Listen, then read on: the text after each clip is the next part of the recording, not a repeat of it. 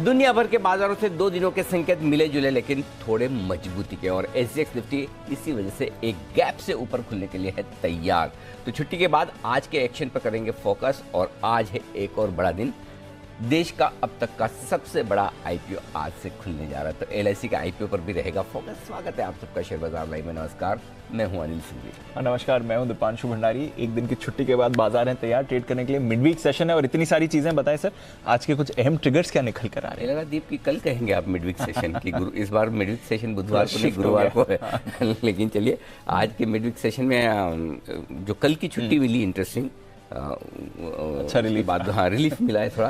लेकिन आज के संकेतों में देखा जाए तो अमेरिकी बाजारों से जो संकेत है वो मिले जुले और अच्छे हैं। उससे पहले एलआईसी का आईपीओ आज से खुलने जा रहा है 4 से 9 मई, यानी कि आज से लेकर 9 मई तक खुला रहेगा।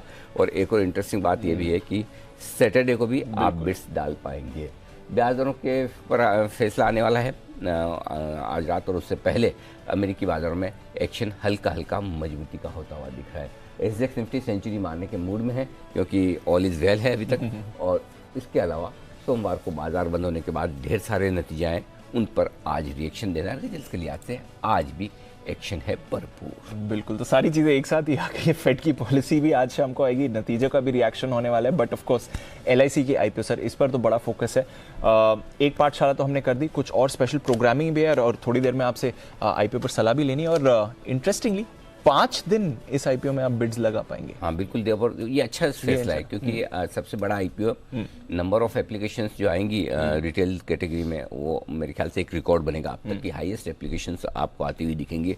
और इसमें बढ़िया है कि आपाधापी मचे और लोग पार्टिसिपेट ना कर पाए। एक एक्स्ट्रा दिन देने में कोई हर्ज नहीं है। शनिवार रविवार है, मैं तो कहूँ कि अगर बैंक हॉलीडे है और फिर रविवार को बैंक खुलवाना मुश्किल काम है। और अच्छी बात यह है कि सैटरडे के दिन आप आराम से एप्लीकेशंस कर लें, कोई दिक्कत वाली बात नहीं। तो ये एक अच्छा फैसला है कि शनिवार को भी आप बिडिंग कर पाएंगे। और दूसरी बात ये भी कि काफ़ी लोग ऐसे हैं, देखिए, जो मार्केट के रेगुलर इन्वेस्टर्स हैं उनकी वो अपनी जगह है, लेकिन जो रेगुलर इन्वेस्टर्स नहीं हैं उनके लिए सैटरडे के दिन अपना पर्सनल काम करना ज़्यादा आसान होता है। सो सैटरडे के दिन बिडिंग है तो आई एम श्योर कि ज़्यादा लोग आसानी से रिजर्व कर पाएंगे। तो वैसे तो आप इंतज़ार न करें, पहले से ही कर लें जो आपने डिसाइड किया है, लेकिन फिर भी सैटरडे आपको मिल रहा है तो वो भी एक अच्छा होगा जब आप अप्लाई कर पाएंगे। बिल्कुल, तो 2 एक्स्ट्रा दिन आपको एक तरह से मिले। वैसे 3 दिन के आईपीओ होते हैं, सैटरडे भी मिलेगा और फिर मंडे भी है। बिल्कुल, तो वो भी है आपके पास। अनिल जी तो आपको हर बार की तरह इस आईपीओ पर भी सलाह देंगे। मंडे को हमने आपके लिए पाठशाला भी करी थी और आज फिर से अनिल जी पाठशाला हम लेकर आ रहे हैं क्योंकि कई सारे ऐसे भी सवाल आए हैं जो लोग अभी भी जानना चाहते हैं। सर दीप है ना, वो पढ़ने पढ़ाने की, सीखने सिखाने की मतलब कोई लिमिट नहीं होती। एलआईसी के पाठशाला हमने की थी परसों जी, और लगभग सारे सवाल हमने हमारे हिसाब से कवर करने की कोशिश की थी और किए भी काफ़ी हद तक। लेकिन उसके बाद हमने सोचा कि क्यों ना और लोगों से पूछा जाए, कुछ जानने में वो इंटरेस्टेड है। आप बिलीव नहीं करेंगे, इतने सवाल आ रहे हैं, तो ये आधा घंटा भी कम पड़ रहा है और बड़े इंटरेस्टिंग सवाल है। जो पहली पाठशाला का पार्ट 1 है वो आम लोगों के लिए, प्रिलिमिनरी नॉलेज के लिए कि आईपीओ कैसे काम करता है। अब क्या है, जो एडवांस नॉलेज चाहिए, स्पेसिफिक नॉलेज चाहिए किसी आईपीओ को लेकर, फॉर एग्जांपल कहाँ प्रोरेटा अलॉटमेंट होगा, कहाँ अलॉटमेंट पहले प्रायोरिटी पर मिलेगा।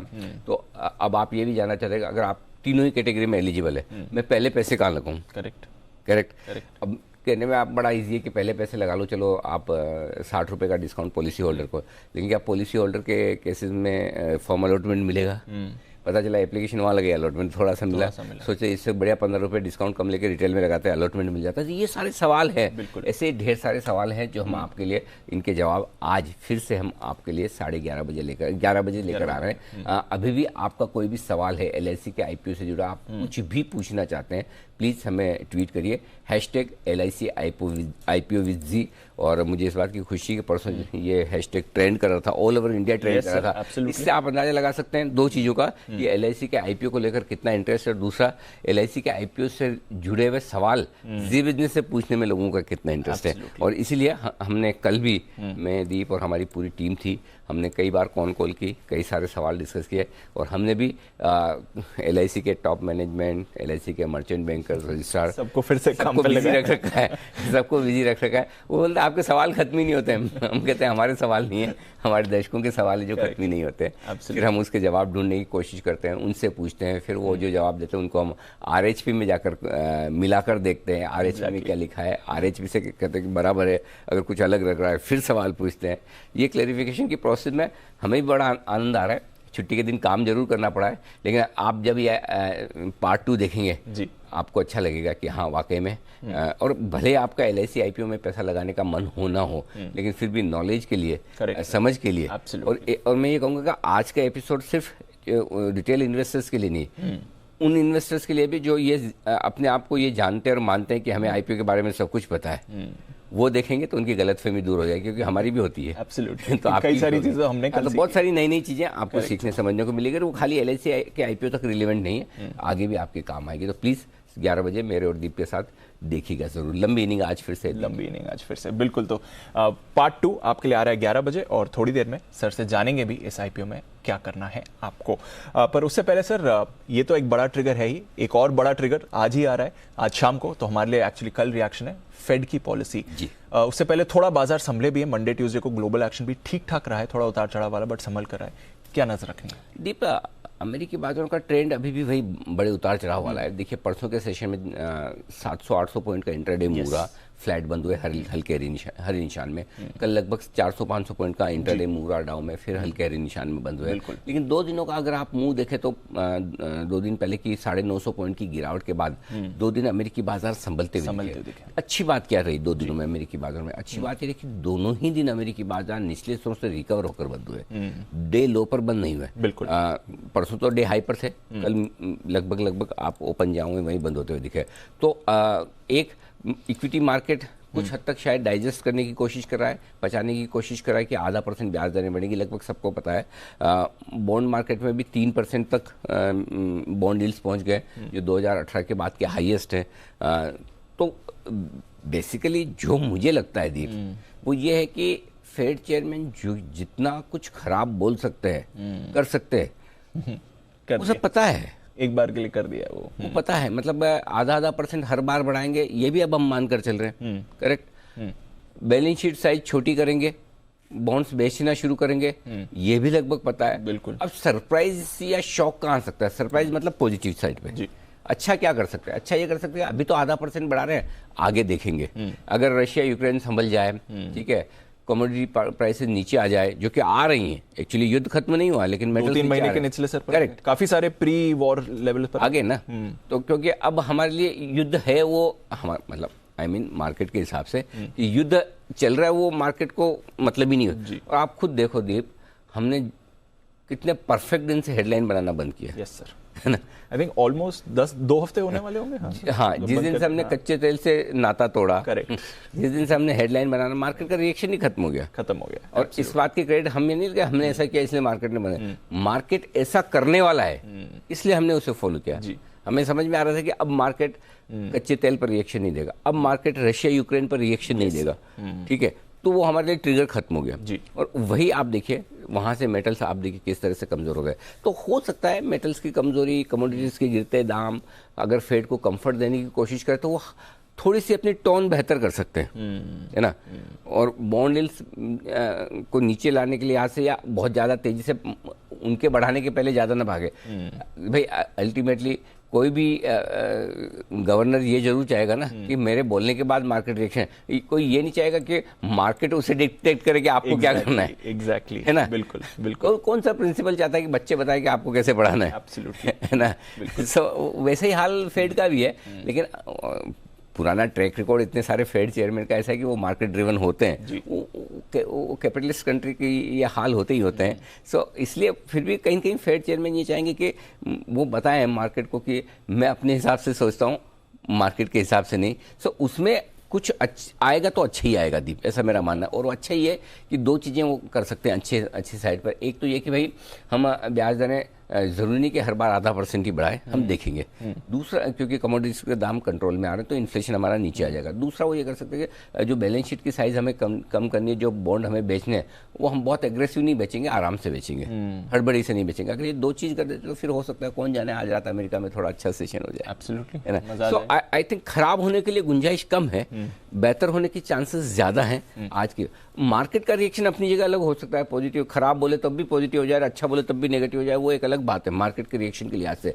लेकिन फेड की कमेंट्री के लिहाज से फेड चेयरमैन जितना हमें पता है उससे खराब बोलेंगे, ऐसा मैं मानकर नहीं चल रहा हूँ। नहीं चल रहा है, ठीक है। तो इन लाइन ही होना चाहिए, जो इन लाइन या बेहतर। ठीक है।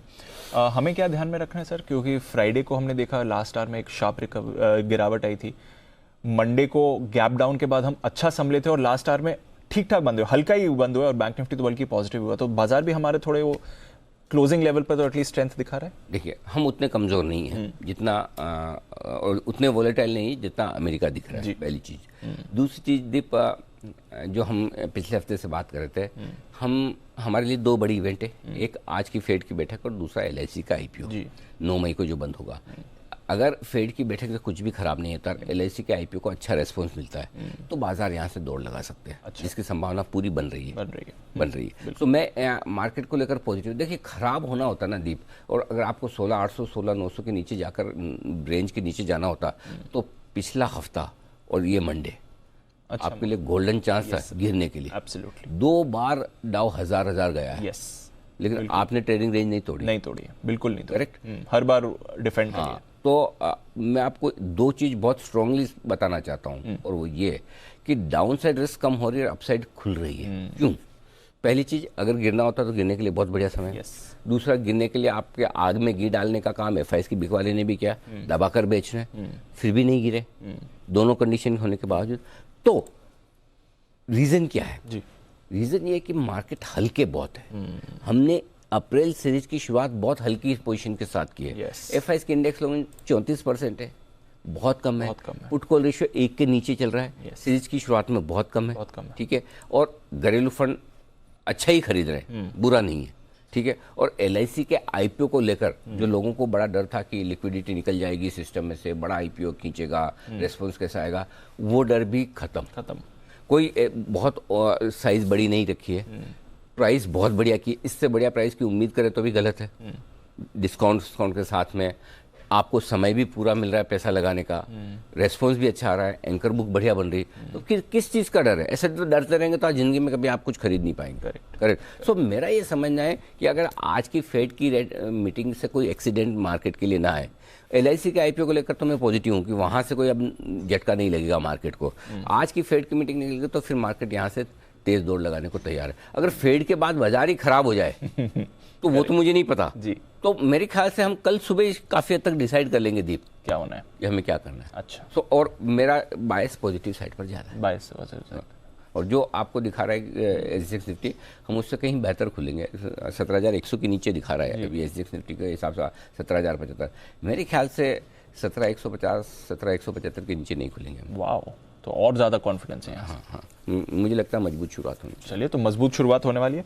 बताएं सर, फिर आज का सेटअप आपको कैसे दिख रहा है? वैसे ज़्यादातर सेटअप न्यूट्रल साइड पर है, ग्लोबल संकेत न्यूट्रल है।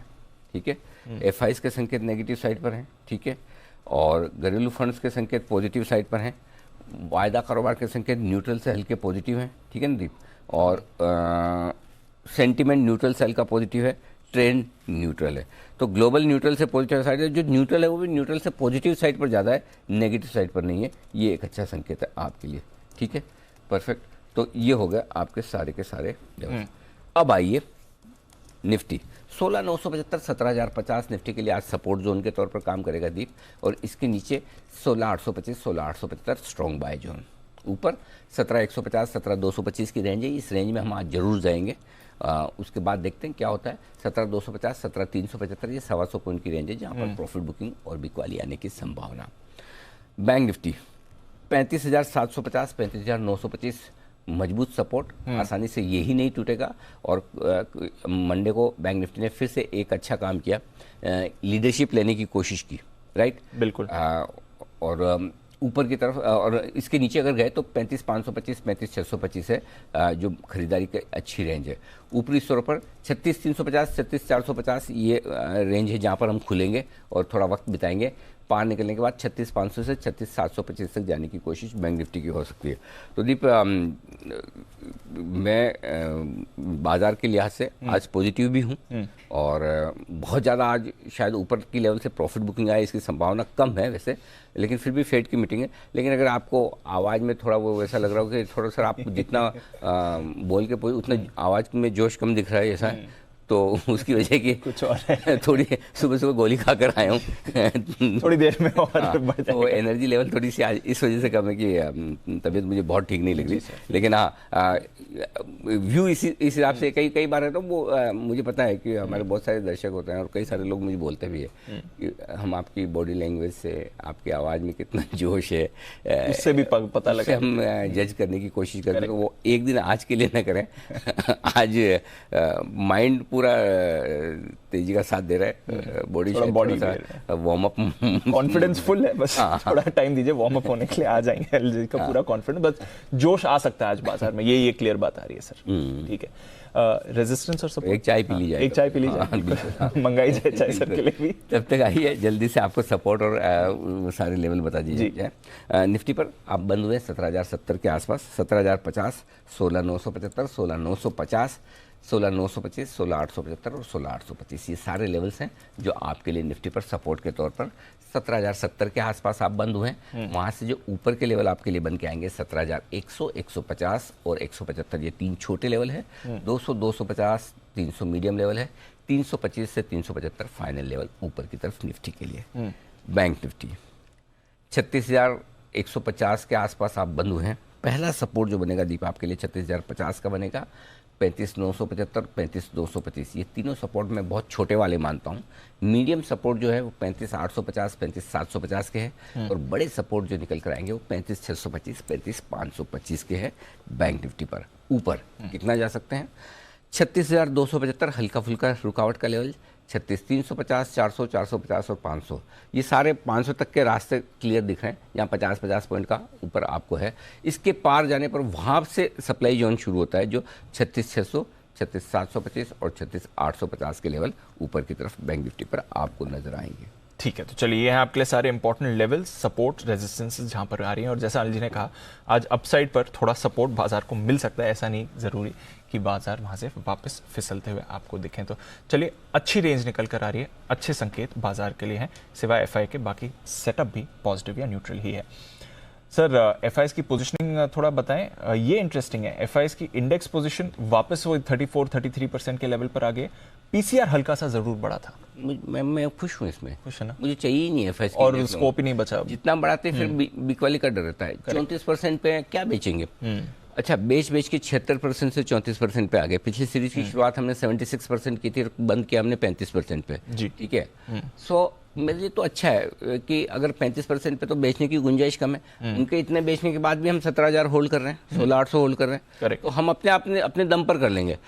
सी मार्केट 2 वजह से बढ़ेगा। एक, या तो एफआईएस बेचना बंद करे तो भी हम बढ़ जाएंगे होल्ड होकर, और खरीदना शुरू करें तो हम सब फिर 17,600 की तरफ जाएंगे। तो अभी देखो क्या है कि आप बेचना बंद करो, हम 17,400 तक ले जाते हैं। ठीक है, वहां तक तो है इसको। 17,400 तक हमारी तीसरी महाशक्ति ले जाएगी। 17,400 पर एफआईएस फिर खरीदने आए, फिर आप 17,600, 17,800 तक ले जाओ, वो चाहिए। तो ट्रेडिंग रेंज के हायर एंड पे पहुंचे। ऐसा कुछ हो तो मजा आएगा।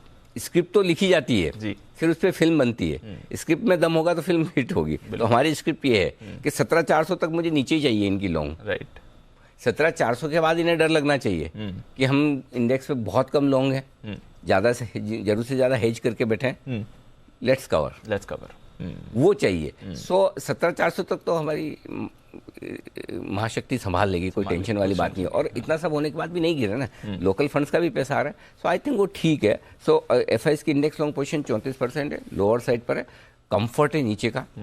पुट कॉल रेशियो 0.99 पर एकदम कंफर्टेबल है, ओवरबॉट भी नहीं है, ओवरसोल्ड भी नहीं है, बैलेंस्ड है, अच्छा है। विक्स 4% बढ़ा है, कोई खास बात नहीं। ठीक है, मौजूदा पोजीशन सर? खरीदा निफ्टी 16,900 ओह सॉरी, खरीदी क्या, माफ कीजिएगा, 16,900 का स्टॉप लॉस है। वैसे क्लोजिंग 16,950 होता है जो हमारा रोज ही चल रहा है। आज थोड़ा सा 50 पॉइंट नीचे इसलिए दे दें कि एक तो अपनी कल की मंडे की क्लोजिंग 17,070 है, तो वहाँ से 125 पॉइंट ही होता है, और मंडे का जो लो है 16,917 का है, तो थोड़ा सा उसके नीचे 16,950 भी क्लोजिंग रखेंगे इंट्राडे तो भी काफ़ी है। 16,900 अभी रख लीजिए, 50 पॉइंट में कोई खास फर्क नहीं पड़ता। बैंक निफ्टी का स्टॉप लॉस बहुत छोटा दिया है दीप, एकदम नज़दीक का। क्लोजिंग स्टॉप लॉस अपना 35,900 वाला 2 हफ्ते से काम कर रहा है, बढ़िया है एकदम। 16,950 2 हफ्ते से काम कर रहा है।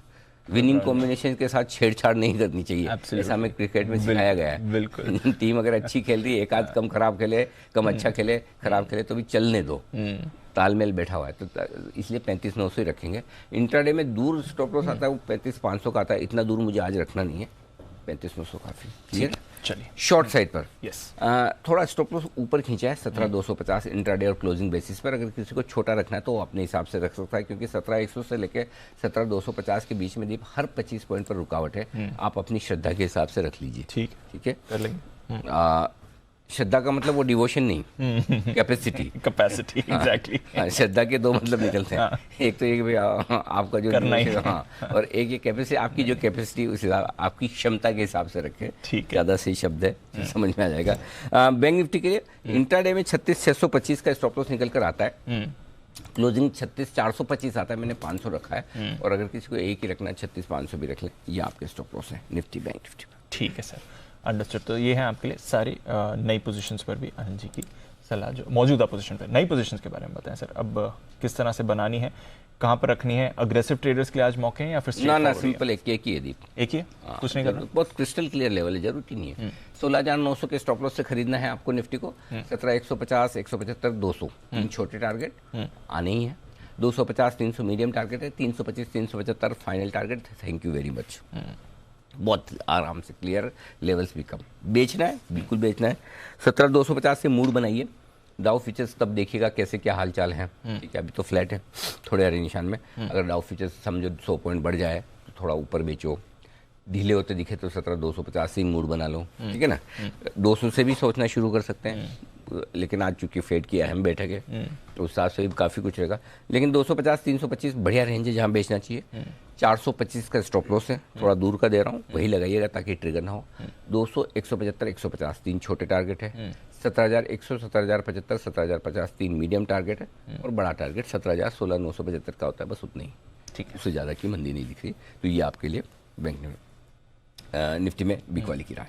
अब आइए बैंक निफ्टी, सिंपल है, 35,900 का स्टॉप लॉस लगा के ले लेना है, ठीक है। 36,350, 400, 450, 500 ये छोटे टारगेट सारे। मीडियम टारगेट और बड़े जो बोलना है 36,600, 750, 850, बस, ठीक है, बहुत क्रिस्टल क्लियर लेवल है, कोई दिमाग लगाने की जरूरत नहीं है। बेचना है 36,500 से मूड बनाइए, 600 पे बेचना ज़्यादा कंफर्टेबल है, 725 पे पक्का बेचना चाहिए माहौल को देखते हुए। 850 का स्टॉप लॉस लगाइए, टारगेट जो बनेगा 36,450, 400, 350 तीन छोटे टारगेट, 300, 175 मीडियम टारगेट, और 36,075, 36,000 तक के टारगेट। सो बेसिकली 36,000 के नीचे से बाइंग आती है, 36,600 के ऊपर से सेलिंग आती है। बैंक निफ्टी 16,950 के नीचे से बाइंग आती है, 17,200 के ऊपर से सेलिंग आती है। ये ब्रॉडली आपके लिए फैक्टर्स हैं, उसमें अब आपको ग्लोबल मूड माहौल को बाकी चीज़ों को मिला के देख लेना है। समझ गए सर, ठीक है। तो ये रही आपकी सारी पोजीशंस और आज के इंपॉर्टेंट लेवल्स। बैन में कोई स्टॉक नहीं है, थोड़ा डेटा समझाएं सर, क्योंकि एक इंटरेस्टिंग चीज़ हो रही है। आई थिंक 3-4 सेशन से जितना एफआईएस कैश में बेच रहे हैं, ऑलमोस्ट उतना ही डीआईएस कैश में खरीद रहे हैं, और इस बार थोड़ा स्टॉक फ्यूचर्स में भी एफआईएस का एक्शन दिखा है सर। बराबर मुकाबला है, एकदम मुकाबले का, ऑलमोस्ट सिमिलर फिगर्स आ रहे हैं बाय एंड सेल के।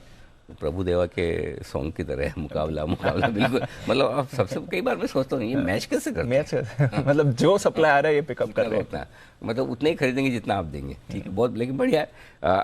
अच्छी चीज़ ये दिखती है कि कैश में जितनी एफआईएस की बिकवाली उससे ज़्यादा छोटा ही सही, लेकिन खरीदारी का आंकड़ा थोड़ा बड़ा है। घरेलू फंड ने 1950 करोड़ का खरीदा है, साथ में एफआईएस ने 850 करोड़ के स्टॉक खरीदे, तो बिकवाली का प्रेशर कम हुआ है। ये एक चीज समझिए, प्रेशर कम हुआ है। 800 करोड़ के इंडेक्स फ्यूचर्स बेचे 790 करोड़ के, तो इंडेक्स की लॉन्ग पोजीशन घटकर 34 आ गई। मैं तो चाहता ही हूँ, ये तो मुझे पसंद आता है बिल्कुल। और शुक्रवार को भी, सॉरी शुक्रवार नहीं, एक ही दिन की छुट्टी मिली थी, शुक्रवार कैसे मान ले, सोमवार शुक्रवार के लिए 2 दिन की छुट्टी जरूरी है। तो सोमवार को भी आपको याद है हम यही बात कर रहे थे कि मार्केट हल्के है, एफआईएस की इंडेक्स लॉन्ग कम है, इसलिए सबसे बड़ा पॉजिटिव आज के लिए यही है कि सीरीज के पहले दिन आप इतने हल्के में जा रहे हैं, नीचे से आपको रिकवर होना ही, और इसीलिए हम कम गिरे जी। नहीं तो 1000 पॉइंट देख के तो हालत खराब हो जाती है ना। तो ये अच्छा है, तो बढ़िया संकेत है। ऑप्शंस बेचे 7325 करोड़ के, वो इस वजह से कि एलआईसी और आपका क्या नाम है, फेड की मीटिंग के पहले थोड़ा ऑप्शन की प्रीमियम ज़्यादा थी, एक दिन की छुट्टी भी थी। Correct sir. तो वो प्रीमियम कमाने के लिए आ सकते, बट उसमें खास दिक्कत वाली बात नहीं है। ठीक है। और एक और चीज़ कहना चाहता हूँ यहाँ बिकवाली की बात, बहुत सारे लोग हैं, हमारे दर्शक भी हैं, बाकी लोग भी हैं, जो एफआईएस के एफएनओ के डेटा को एकदम एब्सोल्यूट नंबर में पढ़ते हैं। अभी जैसे एब्सोल्यूट नंबर में आप देखोगे, ओहो 6000 करोड़ का 7000 करोड़ का बेच दिया एफआईएस ने नेट, ऐसे नहीं देखा जाता। करेक्ट। ऑप्शन के डेटा को कभी भी ऐसे मत देखिए कि कितना बेचा है। ऑप्शन का डेटा बेचने में तो पुट भी बेचते हैं, कॉल भी बेचते हैं, बराबर है। तो अगर पुट बेच रहे तो बहुत अच्छी बात है ना, तेजी की पोजीशन बना रहे। बिल्कुल। तो इसलिए आप ऑप्शन के डेटा को अच्छा, अब इसमें क्या दीप और डिटेल में जाएं तो जितना डिटेल में जाएं उतना कम है। तो मैं अब उस रोज के एनालिसिस में उस लेवल तक आपको बताऊंगा, उससे बढ़िया है कि ब्रॉडली हम बता देते हैं। इस डेटा को कभी भी एब्सोल्यूट नंबर में मत देखिएगा, उससे आप गलत अंदाजा लगाएंगे, आपको लगेगा बहुत खराब। इनफैक्ट एफएनओ के डेटा अच्छे हैं आज एफआईएस के। अच्छा, बिल्कुल। 800 करोड़ के इंडेक्स बेचा, 850 करोड़ के स्टॉक्स ले लिए, कैश की बिकवाली भी 1850 करोड़ की छोटी आई है। तो इसलिए एफआईएस के डेटा जो है नेगेटिव तो है, लेकिन बहुत खराब नहीं। एफएनओ के डेटा बता दूं, एक ही लेवल है दीप, मेक और ब्रेक सबसे ज्यादा इंपॉर्टेंट, नीचे की तरफ 17,058 लाख शेयरों का ओपन इंटर से पुट में हाईएस्ट है, 17,000 के कॉल्स पर 33 लाख शेयर है। पोजीशन शुरुआत है इसलिए कम है। ऊपर ढंग की रुकावट वाला जो लेवल दिख रहा है वो 17,300 के आसपास का है, जहाँ 50 लाख शेयर कॉल्स में। सो बेसिकली 16,900 17,000 सपोर्ट है, 17,200 17,300 हल्की रुकावट का लेवल वायदा कारोबार के डेटा के लिहाज से। बैंक निफ्टी 36,000 एक ही मेक और ब्रेक लेवल है, 36,000 के पुट पर 16 लाख शेयर हैं, कॉल्स में 14 लाख शेयर है। तो 35,900 36,000 आज आपके लिए सपोर्ट का काम करेगा। 36,500 पर 17 लाख शेयर है, 36,500 36,600 हल्की फुल्की रुकावट है, 36,600 को पार निकले तो 200 पॉइंट की जगह और खुल जाएगी। सिंपल। Understood sir. तो चलिए, ये है आपके लिए आज की पूरी स्ट्रैटेजी, और थोड़ा कॉन्फिडेंस ज़्यादा है अनिल जी का, आवाज़ में कह रहे हैं सर उतना नहीं आ रहा होगा, बट डेफिनेटली नज़र रखिए, कॉन्फिडेंस तो बढ़ा हुआ है बाजार पे। बिल्कुल। एलआईसी बताएं सर, क्या है राय आपकी? ऐसा लगाना चाहिए थी। दो वजह है। एक तो ये कि सबसे बड़ी चीज़ है कि आमतौर पर ना जो हमारी थॉट प्रोसेस होती है कि हर एक आईपीओ में, हर एक कंपनी में लिस्टिंग पे ही मोटा पैसा बन जाए, तो वो सोचना गलत नहीं है। अब उसमें क्या होता है, आप ऐसे आईपीओ में पैसा लगाते हैं जो 50 गुना 100 गुना 200 गुना बढ़ते हैं, और हेडलाइन भी बन जाती है इतना ऊपर लिस्ट हुआ, डबल हो गया, ही हो गया। हकीकत में पूछे तो मिला किसको? छोटे आईपीओ। हाँ, मतलब आप 50 को पूछोगे, एक आदमी नहीं बोलेगा मुझे मिला। तो उस आईपीओ का फायदा क्या है जो डबल खुले और आपको कुछ मिले ना? है ही नहीं। देख देख के खुश थोड़ी होना है, खाली खून थोड़ी बढ़ाना है, बैंक बैलेंस भी बढ़ाना है ना। एब्सोल्युटली, है ना? एब्सोल्युटली। और खून भी बढ़ता कौन सा, जलता ही है। हाँ। सामने वाला अगर कोई दोस्त बोल दे मेरे लगा, तो बोले ले और जल गया, है ना। सो वो आईपीओ में पैसा लगाइए जहां पर आपको अलॉटमेंट मिलेगा, जहां फंडामेंटल मजबूत है। एलआईसी से बढ़िया कंपनी हो नहीं सकती। इतनी पुरानी ट्रैक रिकॉर्ड वाली कंपनी, प्रॉफिट मेकिंग कंपनी, शानदार पोर्टफोलियो, प्रूवन ट्रैक रिकॉर्ड है मैनेजमेंट का, ठीक है।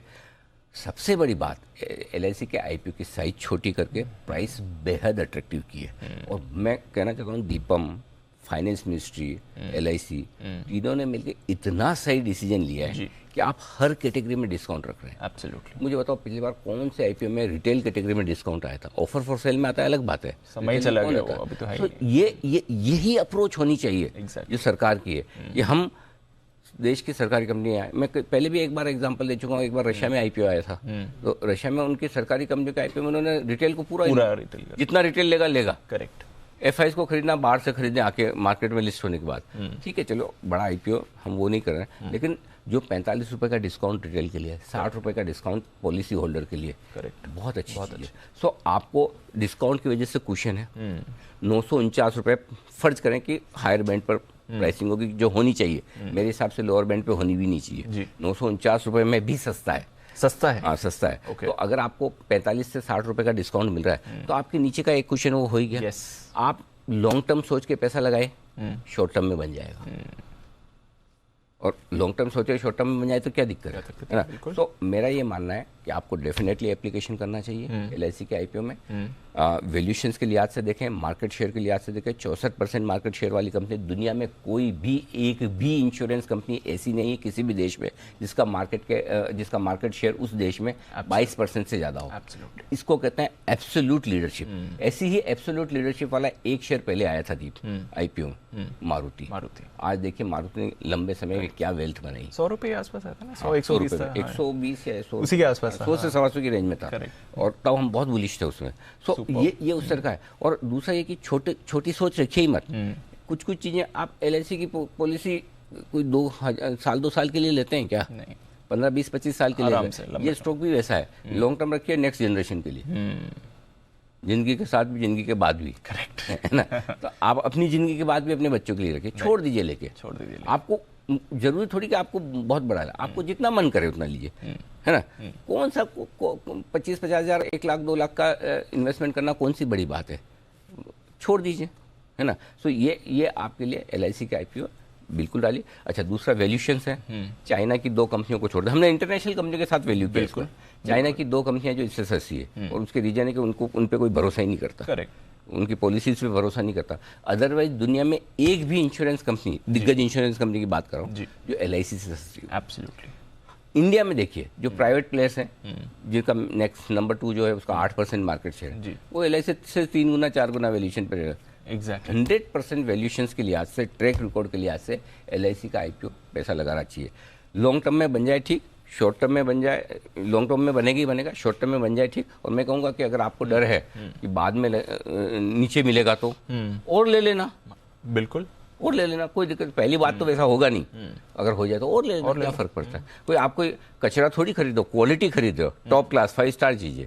तो मेरी स्ट्रॉन्ग रिकमेंडेशन LIC में पैसा लगाना चाहिए। बिल्कुल। डिस्काउंट का भी फायदा उठाइए, 3 कैटेगरीज में आपको डिस्काउंट। सवाल और डिस्कशन पॉइंट अच्छा हो तो एनर्जी अपने आप आ जाए। अब यही बिल्कुल तैयार हो गई।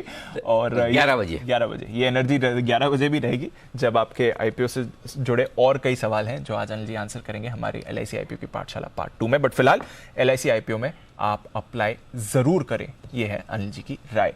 आइए फिर बता देते हैं आपको आज के खबरों वाले शेयर्स, कई सारे नतीजे आए हैं और साथ ही खबरें भी हैं। वरुण, अरमान, कुशल और आशीष, पूरी टीम है हमारे साथ तैयार। वरुण, मॉर्निंग, बताएं ट्रिगर्स और खबरें। ओके, गुड मॉर्निंग दीप। तो सबसे पहले ट्रिगर्स में 2 निफ्टी की कंपनियां और 5 FNO की कंपनियां अपने नतीजे घोषित करेगी।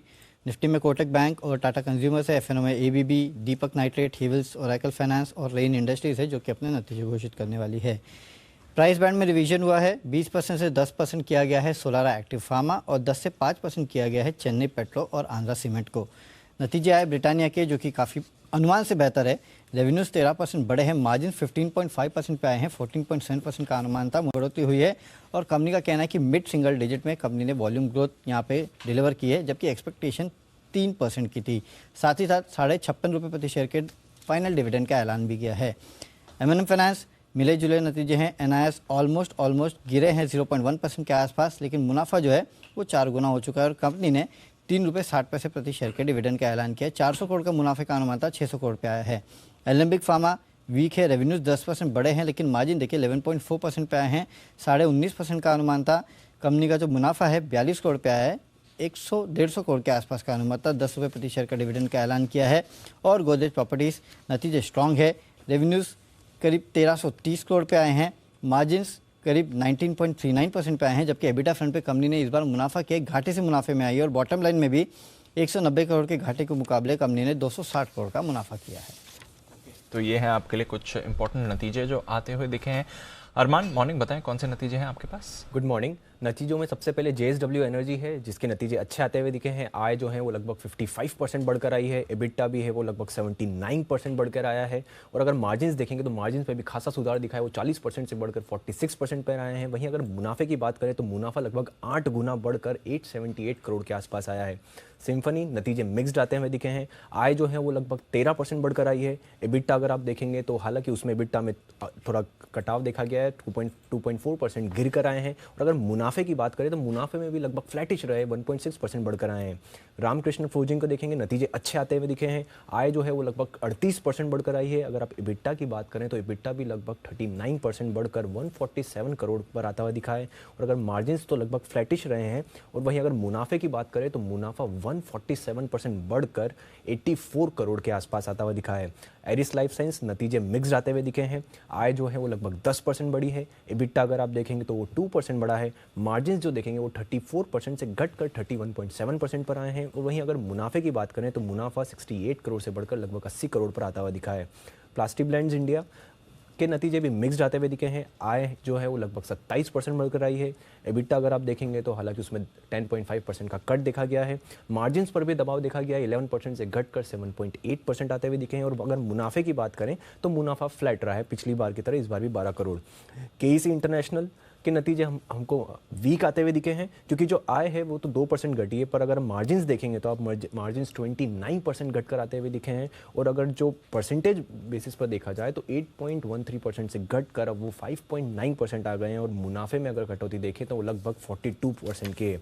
और अंत में जेबीएम ऑटो, जहां पर नतीजे अच्छे आते हुए दिखे हैं। आय लगभग 44% बढ़कर 1072 करोड़ पर आती हुई दिखी है। वहीं अगर आप इबिटा देखेंगे तो वो लगभग 38% बढ़कर 115 करोड़ पर आता हुआ दिखा है। और मुनाफे की बात करेंगे तो मुनाफा 33 करोड़ से बढ़कर 86 करोड़ पर आता हुआ दिखा है।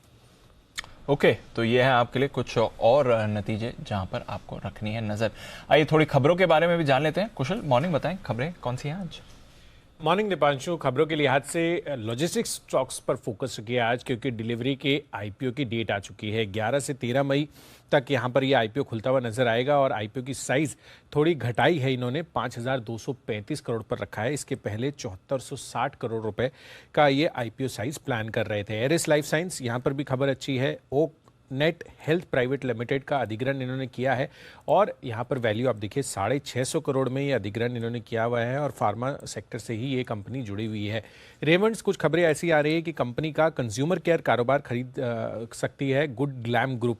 अब यहाँ पर ये जो डील साइज है 2500 से 2800 करोड़ रुपए की लगाई जा रही है। और डील के बाद कंपनी में रेमंड के जो प्रमोटर्स हैं उनका माइनॉरिटी हिस्सा होता हुआ नजर आएगा। एल&टी फाइनेंस, यहाँ पर भी खबरें आ रही हैं कि कंपनी अपने रियल एस्टेट और इंफ्रा बुक को बेच सकती है।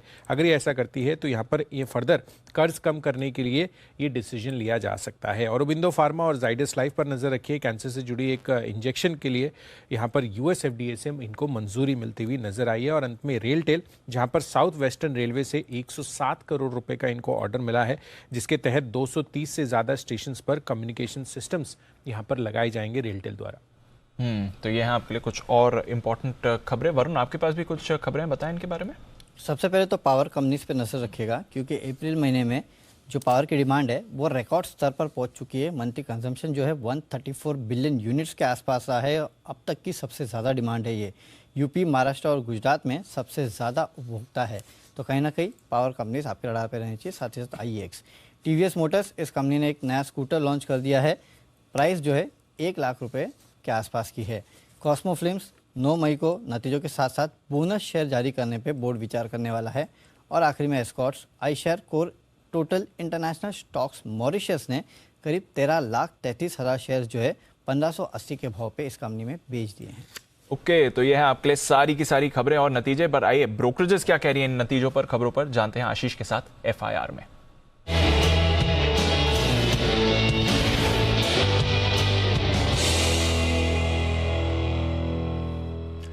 मॉर्निंग आशीष, बताएं क्या कहना है ब्रोकरेजेस का। Good morning Deepanshu. देखिए, टाइटन यहाँ पर दिग्गज कंपनी जिसके नतीजे आए, जेफरीज होल्ड की राय को बरकरार रखें, 2600 रुपये का लक्ष्य दिया है। और जेफरीज मान रहे कि जो कंपनी के नतीजे आए वो अनुमान से आपको हल्के कमजोर देखने को मिले हैं। इसके अलावा JP मॉर्गन न्यूट्रल की रेटिंग को बरकरार रखें और लक्ष्य जो है इन्होंने घटाया है, 2630 से घटाकर 2575 कर दिया है। HSBC ने खरीदारी की राय को बरकरार रखा और लक्ष्य इन्होंने भी जो है करीब 100 रुपये से काटा है। मॉर्गन स्टैनली ने ओवरवेट की रेटिंग को बरकरार रखा है 2720 रुपये के लक्ष्य के लिए। इसके अलावा दिग्गज टाटा स्टील, यहाँ पर JP मॉर्गन की तरफ से रिपोर्ट आई है, अच्छी रिपोर्ट है, क्योंकि ओवरवेट की रेटिंग को बरकरार रखा और लक्ष्य जो है 1900 से बढ़ाकर 1940 कर दिया है। ये मान रहे कामकाजी तौर पर देखें तो प्रदर्शन काफ़ी बढ़िया देखने को मिल रहा है। एक और साल ऐसा है जहाँ पर अर्निंग्स पर बीट है, जिसके चलते यहाँ पर इन्होंने EPS के अनुमान में करीब 24% की जो है बढ़ोतरी की है। जेफरीज हालांकि इतने बुलिश नजर नहीं आ रहे क्योंकि होल्ड की रेटिंग को बरकरार रखा है और करंट मार्केट प्राइस से नीचे का लक्ष्य दिया। 1295 की क्लोजिंग है, ये 1240 रुपये का लक्ष्य दे रहे हैं, लेकिन मैक्वायरी ने आउट परफॉर्म की रेटिंग को बरकरार रखा है 1582 रुपये के लक्ष्य के लिए। ब्रिटानिया मॉर्गन स्टैनली की तरफ से रिपोर्ट है, इक्वल वेट की रेटिंग को बरकरार रखा है 3213 के लक्ष्य के लिए, 3271 की हालांकि जो है क्लोजिंग है और ये मान रहे कि अर्निंग जो है थोड़ी सी अनुमान से बेहतर देखने को मिले हैं। मैक्वायरी ने न्यूट्रल की रेटिंग को बरकरार रखा है 3400 रुपये के लक्ष्य के लिए। इसके अलावा गोदरेज प्रॉपर्टीज यहाँ पर भी नजर रखिएगा क्योंकि जेफरीज की तरफ से रिपोर्ट आई है, नतीजों के बाद खरीदारी किराए को बरकरार रखा है, लक्ष्य जो है 2000 से बढ़ाकर 2100 रुपये कर दिया, 1616 जो है क्लोजिंग है। तो ये तो रही बड़े नतीजे और बड़ी कंपनीज पर रिपोर्ट्स, बट कई और नतीजे, कई और रिपोर्ट्स आई। आशीष बताएं इनके बारे में।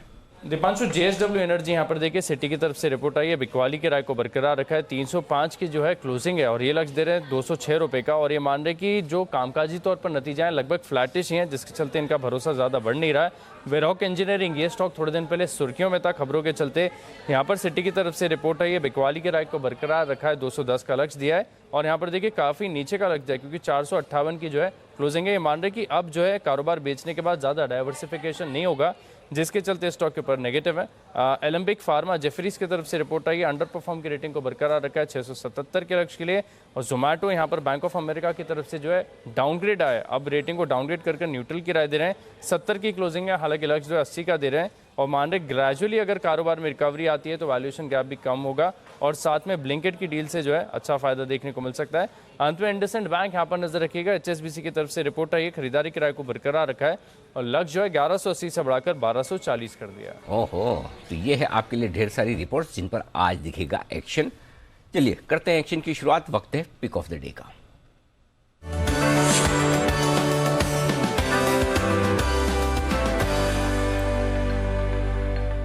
बंसल जी सुप्रभात, करिए शुरुआत।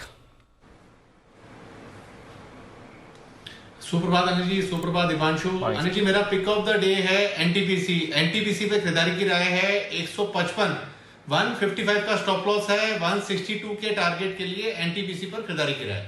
ओके, आमतौर पर बंसल जी जब आप चार्ट कॉर्नर का स्टॉक देते हैं तो बहुत सारी कमेंट्री आगे पीछे की बहुत सारी बताते हैं। मैं कई दिनों से नोटिस कर रहा था, जब सुबह सुबह वाला होता है तो आप खाली एक सेंटेंस में बोल देते हैं ये स्टॉप लॉस, ये टारगेट, क्लोजिंग प्राइस भी नहीं बताते और कुछ भी नहीं बोलते, कारण भी नहीं बोलते, लॉजिक भी नहीं बोलते। क्या वजह है?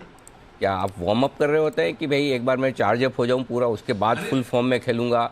क्या इसका कारण क्या है? देखिए अनिल जी, इसका कारण है ट्रोलिंग से बचना। मैंने ऑब्जर्व करा है जब मैं कमेंट्री दे देता हूं और स्टॉक मिस फायर कर जाए तो मेरी तो Anil ji pick of the day के लिए भी ट्रोलिंग हो जाती है और चार्ट कॉर्नर अगर फेल हो जाए तो कुणाल जी के मतलब की असीम प्यार और स्नेह की वजह से मतलब की ट्रोलिंग से बच जाता हूं अनिल जी। या तो ट्रोलिंग होती नहीं है या अकेले उनकी होती है। इसकी ट्रोलिंग से ज्यादा डरते हैं अगर मैं गलत निकल जाऊं तो ट्रोलिंग हो जाती है ट्विटर पे, मैंने ऑब्जर्व करा है। हाँ, तो किसकी ट्रोलिंग से आपको ज्यादा डर लगता है? एक ज्यादा कमेंट्री नहीं देता हूं पिक ऑफ। दर्शकों की ट्रोलिंग से ज्यादा डर लगता है या मेरी ट्रोलिंग से?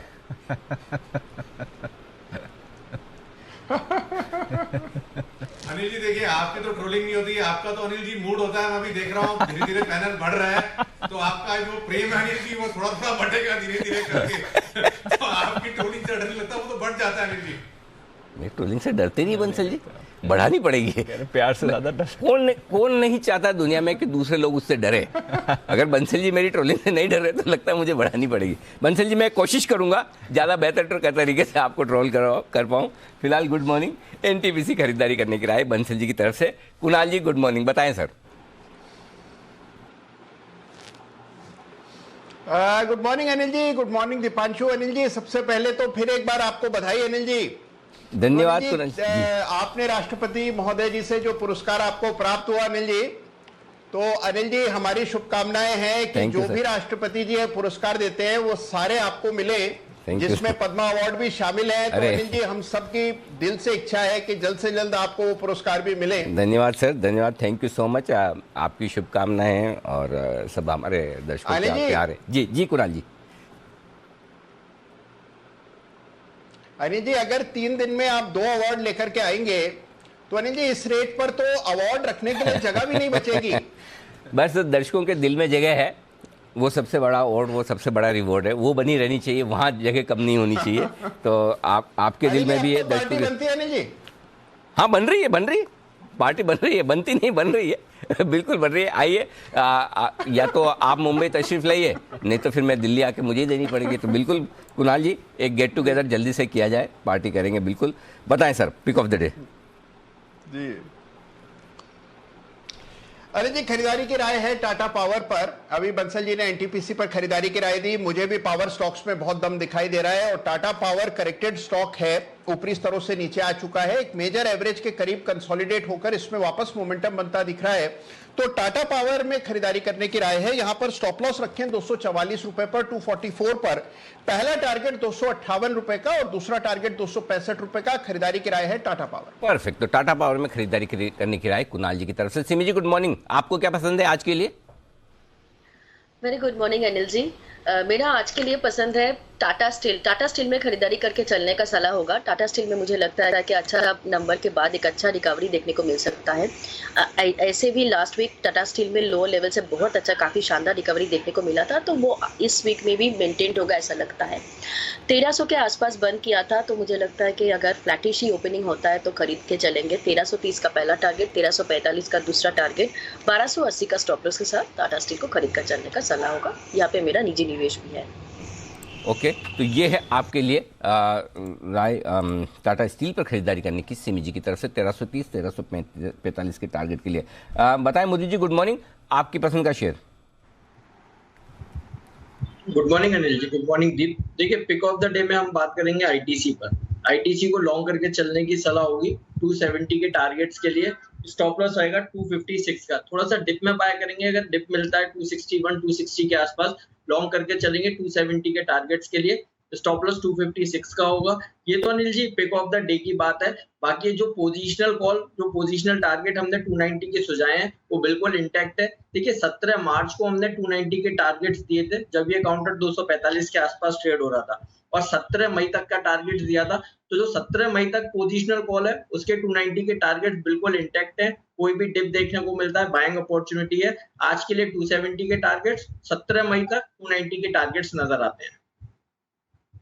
तो आईटीसी खरीदारी करने की राय मोदी जी की तरफ से फिर से आती हुई दिख रही है। क्या बात है, आईटीसी पर फिर से सब लोग बुलिश होते हुए दिख रहे हैं। लगता है करेक्शन कंसोलिडेशन पूरा करके दौड़ लगाने को तैयार होता दिख रहा है आईटीसी। आइए, अमरीश सर हमारे साथ है। अमरीश सर गुड मॉर्निंग, बताएं sir pick of the day. Good morning Anil ji, good morning Deepanshu. मेरा पिक ऑफ द डे है एचसीएल टेक, जिसका Q4 का परफॉर्मेंस इन लाइन था। रेवेन्यू ग्रोथ करीब 15% दिखाया था Y on Y. Total TCV, जो टोटल कॉन्ट्रैक्ट वैल्यू है, करीब 2.2 बिलियन है, which is extremely good.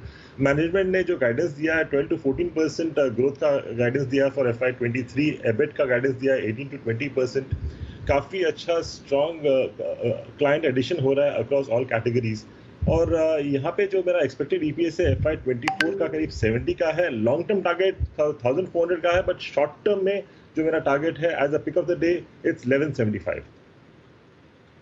HCL Tech है अमरीश सर की पसंद का शेयर। आइए बढ़ते आगे, और वक्त है वरिंदर रिजल्ट एक्सरे का।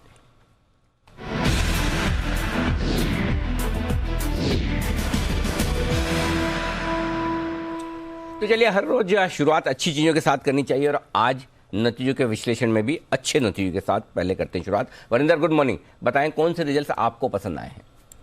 Sir good morning to you and everyone. Numbers बहुत ज्यादा अच्छे नहीं आ रहे हैं, मैं बार बार बोल रहा हूँ sir. HDFC of course market आज में आ गया था, बट नंबर्स वो okay, not great you know compare to other companies. I think Can Fin did better than HDFC in this quarter at least. Sir mid cap में कुछ companies के numbers अच्छे आ रहे हैं, but mid cap of course market ऊपर लेके जा नहीं सकता। सोलर इंडस्ट्री सर बहुत अच्छे नंबर थे, बट बहुत एक्सपेंसिव स्टॉक है। मतलब कैटेगोरिकली बोल दूं सर मैं, बाकी ये 60-70 टाइम पी ट्रेड करते हैं TTM बेसिस पे। मगर इस मार्केट में भी वो किस तरीके से कॉस्ट कंट्रोल करके एफिशिएंसीज लाके अपने मार्जिन्स मेंटेन कर रहे हैं और टॉप लाइन ग्रोथ दे रहे हैं, मतलब कमेंडेबल टू देम। तो सोलर इंडस्ट्री सर आप देखिए, क्वार्टर भी 30% ग्रोथ हुआ सेल्स में, और 66% ग्रोथ था Y on Y. EBITDA margins 20% अभी भी है versus 17.5% quarter-on-quarter, so that's a great thing. As I said, very expensive stock. Jindal Stainless, sir, honestly, this is a stock which we have covered, so we know that's and we are covering as well at Omkara. Good set of numbers, great set of numbers. But आपको ये भी देखना पड़ेगा कि क्योंकि निकल और Chrome के प्राइसेस, फेरोक्रोम के प्राइसेस ऊपर जा रहे हैं, तो आगे जाके क्या हो सकता है वो इंपॉर्टेंट है इसके लिए देखना। अगर आप इस बार देखेंगे तो मेरे ख्याल में वॉल्यूम्स वर हाईएस्ट एवर, 98% यूटिलाइजेशन पे ऑलरेडी ट्रेड कर रहे हैं। एबिटा 46% ऊपर था सर, YoY फ्लैट था क्वार्टर, तो इतना इंपैक्ट नहीं आया इन्फ्लेशन का, इनको अभी तक इतना इंपैक्ट नहीं आया। बट FY 13-23 जैसे मैंने बोला वो शायद चैलेंजिंग हो सकता है, बिकॉज निकल और फेरोक्रोम के प्राइसेस ऊपर जा रहे हैं, तो आपको नंबर्स बहुत अच्छे दिखेंगे। But you know as I said going ahead you to watch एक कंपनी सर जो मुझे नंबर्स बहुत अच्छे दिखे मिड कैप में, वो है asterisk life sciences. I think कुछ थोड़ा सा चेंज भी हुआ है इनका, नवीन फ्लोरिन से कोई मैनेजमेंट यहाँ पे आया है, so that is a great thing. बहुत टाइम के बाद ये कैपेक्स की बात कर रहे हैं, 350-400 करोड़ कैपेक्स की बात की है इन्होंने। But in that space they have done wonderfully well, जहां पे अपने केमिकल्स के नंबर उतने अच्छे दिख नहीं रहे हैं। अपने सोलारा के नंबर्स देखे, APS में या किसी और के नंबर्स देखे, अभी भी सर 24% मार्जिन पे कंपनी ऑपरेट कर रही है। YoY क्वार्टर कहीं से भी देख लिए नंबर बहुत ही स्ट्रॉन्ग थे। एक्सपेंसिव स्टॉक लगेगा आपको TTM पे, बट अभी भी ये 25-30 टाइम पे ट्रेड करता है by 24 अर्निंग्स पे, तो you know Aztec stands out for me in terms of numbers. और छोटे में sir Acelia Solutions, very strong company. Again, we have recommended this company. That's a disclosure. But growth उतना नहीं आ रहा था। इस बार इसका रेवेन्यू जो है सर प्री कोविड लेवल के 82% पे पहुंच गया है। मार्जिन्स मेरे ख्याल में हाईएस्ट एवर होंगे इसके जो रिपोर्ट किए हैं, 37% मार्जिन्स की हैं, similar to March 20 quarters. Profit का अच्छा जंप था सर। स्टॉक बहुत सस्ता ट्रेड कर रहा है। और बांसवारा सिंटेक्स, हमने देखा कि टेक्सटाइल में गोकुलदास के बाद some of these smaller textile companies are doing very well. और बांसवारा ने भी सर जिस तरीके से 50% ग्रोथ है क्वार्टर एबिटा का, मार्जिन 11.5% है, प्रॉफिट भी बढ़ा, सब कुछ हुआ, decent operating cash flow 75 crore के है, कैपेक्स कर रहा है और 10 टाइम पे ट्रेड करता है सर। ये मजबूत नतीजे आज के लिए आपके सामने, लेकिन पहले जो उम्मीद के मुताबिक नतीजा है उससे पहले कमजोर नतीजों की लिस्ट भी एक बार देख ली जाए। कौन से रिजल्ट दिखे हैं खराब? Titan sir, really Titan go down very bad. Okay, मगर अगर मैं वन ऑफ भी एडजस्ट कर दूं, क्योंकि इसमें बहुत सारे वन ऑफ है, अगर आप उसको भी एडजस्ट कर दीजिए तो आपके नंबर्स फिर भी लैकलस्टर दिखेंगे। मगर हम एबिटा की बात ही नहीं करते हैं सर, छोड़िए, मगर नीचे तक जाते नहीं है जहाँ पे 10% मार्जिन देखेगा। अगर आप वन ऑफ हटा देंगे तो 13-13.5% मार्जिन है, तो फिर भी कमजोर है। बट इशू है कि जो ज्वेलरी सेगमेंट है वो भी 28% नीचे था quarter in terms of sales. Watches 12%, eye care 14%। So top line ही देखिए, मगर फॉरगेट अबाउट नीचे आने के लिए। मार्जिन जैसे मैं बोला उसमें वन ऑफ बहुत है, स्टॉक महंगा स्टॉक है, but one stock which has not gone well clearly is Titan for me. In this earning season numbers खराब थे, महंगा स्टॉक है उस तरीके से। TV18 की बात किया जाए सर, तो honestly I was not interested a lot in terms of की रिजल्ट्स कैसे आएंगे। रिजल्ट्स अच्छे नहीं आए हैं, खराब ही आए हैं क्वार्टर अगर आप देखेंगे numbers. But again I am surprise कि इस बार भी सर कोई भी डिटेल वायाकॉम के ऊपर कि फाइनल शेयर होल्डिंग क्या होगा उसका कोई भी जिक्र नहीं किया गया। तो वी वर एक्सपेक्टिंग कि hopefully some clarity will come, but उस पर क्लैरिटी नहीं आया। अदरवाइज आप एबिटा देखिए 28% नीचे था क्वार्टर, मार्जिन 17% फ्रॉम 23%। तो नंबर्स अच्छे नहीं आए, बट जो डिटेल्स चाह रहे थे वो नहीं आए, उस तरीके से कुछ नहीं आया। NGL Fine Chem sir, again उसके मार्जिन हिट करे हैं। केमिकल सेगमेंट जैसे मैंने बोला, एस्टेक लाइफ साइंसेज क्यों अच्छा लग रहा है, बिकॉज उनके आसपास सारे के सारे बहुत खराब कर रहे हैं और एनजीएल का मार्जिन सर 12% रह गया है। आप इमेजिन कीजिए सर, इस कंपनी का मार्जिन एक टाइम पे 30% होता था। क्या बात है। तो ये है वो सारे के सारे रिजल्ट्स आपके लिए आते हुए जो उम्मीद के मुताबिक है। आइए माफ कीजिएगा, कमजोर नतीजे, इनलाइन रिजल्ट्स जो उम्मीद के मुताबिक आए, न बहुत अच्छे न बहुत खराब, बताएं वरिंदर। टाटा स्टील और हीरो सर, आप लोगों ने बात कर ही दी है तो आई डोंट नो कि मैं कितना वैल्यू ऐड करूंगा इसमें। टाटा स्टील में अच्छा चीज ये क्या हुआ है सर कि उन्होंने डिविडेंड दिया है 51 rupees, which is the highest ever, जिसका मतलब है मेरे ख्याल में 4% डिविडेंड यील्ड हो गया और स्टॉक स्प्लिट अनाउंस किया है। अदरवाइज इंडिया बिजनेस ने अच्छा नहीं किया और यूरोप बिजनेस ने बहुत अच्छा किया। अगर यूरोप बहुत अच्छा कर रहे हैं तो बहुत और स्टील कंपनीज है जहां वो आपको देखना चाहिए। Numbers were a tad bit below, पर स्टॉक ऑलरेडी करेक्ट हो चुका है। हीरो का सेम कहानी है सर, नंबर्स उतने अच्छे नहीं थे जितने हमने सोचे थे, but again everyone was expecting the auto pack कुछ ज्यादा अच्छा नहीं करेगा। स्टॉक ऑलरेडी करेक्ट हो चुका है, तो मेरे ख्याल में कोई ज्यादा इंपैक्ट नंबर्स का नहीं आना चाहिए इस पे। As I said, not great set of earnings in the last 2 days sir. Mid cap में एक दो कंपनीज आपको दिखेंगी, जैसे मैंने बोला एस्टेक लाइफ साइंसेज या बांसवारा, जिन्होंने अच्छा किया, बट अदरवाइज नॉट ऐसा लगे कि अरे वाह क्या नंबर्स आ गए, ऐसा कुछ नहीं हुआ। दिग्गजों में उम्मीद के मुताबिक नतीजे। धन्यवाद वरिंदर पूरा विश्लेषण देने के लिए। मुलाकात होगी कल सुबह आपसे फिर ढेर सारे रिजल्ट्स के साथ। तब तक आइए करते हैं मुलाकात वागले साहब के साथ। Sir good morning, pick of the day. Anil ji good morning, Deepanshu good morning. मेरा पिक ऑफ द डे है टाटा केमिकल्स, 1033 का बंद है। 1017 का स्टॉप लॉस होना चाहिए। 1 से 2 दिनों में मुझे 1100 के लेवल दिखते हैं, वो 2 के 3 दिन हो सकते हैं, लेकिन बड़ी मूव मुझे दिखती है अगले 1 से 2 से 3 दिनों में। ओके, तो ये आपके लिए टाटा केमिकल्स जहां पर रखनी है आपको नजर। नतीजों के लिहाज से काफी सारे स्टॉक्स हैं, काउंटर्स हैं जहां पर एक्सपर्ट्स की लेनी है राय। आइए कुछ काउंटर्स के बारे में बात करते हैं। गोदरेज प्रॉपर्टीज, अमरीश सर कैसे लगे सर आपको नंबर गोदरेज प्रॉपर्टीज के, क्या सलाह देंगे? एक तो घाटे से मुनाफे में आई है, बट अक्रॉस द बोर्ड बहुत ही अच्छी परफॉर्मेंस रही है कंपनी की तरफ से, और रेवेन्यू देखिए सर 3 गुना बढ़कर आया है। परफॉर्मेंस अच्छा है, and I think this is the performance across most of the real estate stocks का जो हम लोग परफॉर्मेंस देखेंगे, not just this quarter, possibly the next 3 to 4 quarters, क्योंकि जिस हिसाब से डिमांड बढ़ रहा है स्पेशली अफोर्डेबल हाउसिंग में, I think it's extremely positive for all the real estate players. और जिस हिसाब से प्राइसेस बढ़ रहे हैं रॉ मटेरियल्स के, because of which they are also increasing the prices of the property. तो आई मीन जब भी प्राइसेस बढ़ते हैं प्रॉपर्टीज के, तो ऑटोमेटिकली जो लेटेंट डिमांड है वो कन्वर्ट होकर एक्चुअल डिमांड में आ जाता है। So because of which we'll see demand growing specially over the next at least 1 to 2 years। तो from the next 3 to 4 quarters perspective मैं बोलूंगा रियल एस्टेट स्टॉक्स में लेना चाहिए, स्पेशली। तो आप रखिए नजर और खरीदारी करनी चाहिए, अच्छी परफॉर्मेंस है, अमरीश सर का भी पूरा भरोसा है। ब्रिटानिया, कुणाल जी जरा राय दें। एफएमसीजी दोनों तरफ के नतीजे, दोनों तरह के नतीजे अब तक आए हैं, बट ब्रिटानिया के थोड़े अनुमान से बेहतर रहे। स्टॉक पर क्या राय है आपकी? देखिए, कंसोलिडेशन भी पूरा होता हुआ चार्ट पर नजर आ रहा है। दीपांशु, काफी समय से स्टॉक कंसोलिडेट कर रहा है। नीचे एक पैटर्न भी बना था जिसको डबल बॉटम पैटर्न कहते हैं, और उसके बाद ये कंसोलिडेशन हुआ है। तो मेरी राय में ओवरऑल चार्ट का स्ट्रक्चर बहुत सुधरा है पहले की तुलना में। मैं यहाँ पर अपसाइड एक्सपेक्ट कर रहा हूँ। पहला जो बाधा दिखती है चार्ट पर वो 3400 रुपए के आसपास है। 3400 का लेवल पार होते ही ब्रिटानिया में आपको एक बड़ा मूव देखने को मिलेगा। तो 3400 तक का रास्ता तो बिल्कुल साफ है। 3400 के ऊपर ब्रेकआउट हुआ तो फिर इस स्टॉक में आपको वापस से 3650 के लेवल्स देखने को मिलेंगे। तो ओवरऑल जो स्ट्रक्चर है बुलिश है, खरीदारी की राय। खरीदारी करने की राय ब्रिटानिया में आती हुई कुणाल जी की तरफ से।